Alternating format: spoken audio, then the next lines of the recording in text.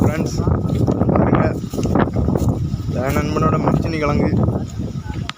ஆனால் ஒன்றுமே காய்க்கலை செம்மையா. தண்ணி ஒன்றும் பாய்க்க மாட்டான் போல இருக்கு.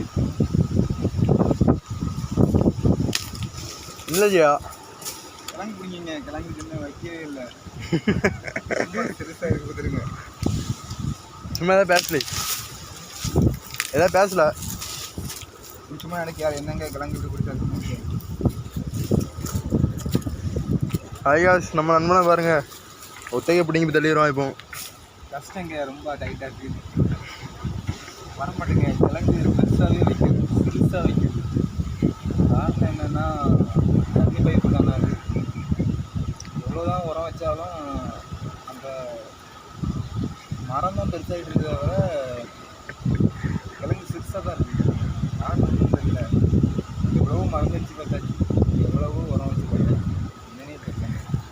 எவ்வளோ கஷ்டப்பட்டு பண்ணிகிட்ருக்கோம்.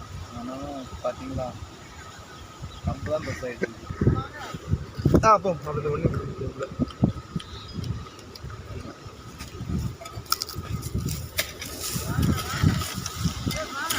வார இந்த ஒன்றையும் பார்த்து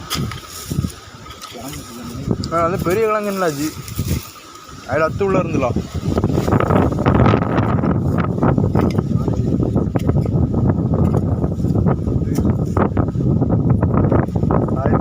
நண்பன் போய் பிடுங்க பாருங்க. பிடுங்களா விடாதல.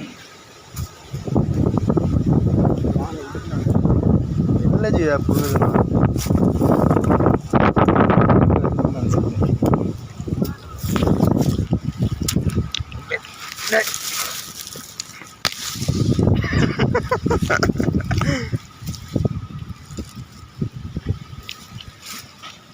என்ன பண்ண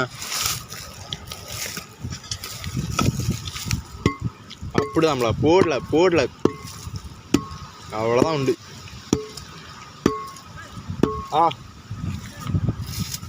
பெரிய கிழங்கு இருக்கு பாரு. அவ்வளோதான் உண்டு.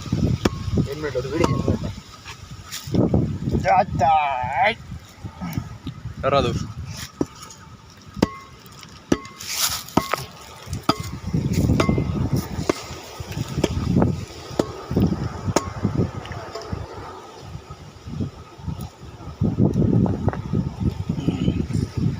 பிடிங்க போட்டான் கடைசியாட்டு. பாருங்க காய்ஸ், 10 கிலோ இருக்கும்.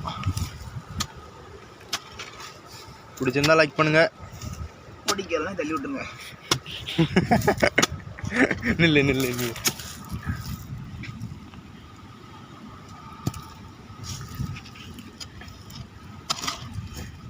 இதில் தோண்டு அவ்வளோ.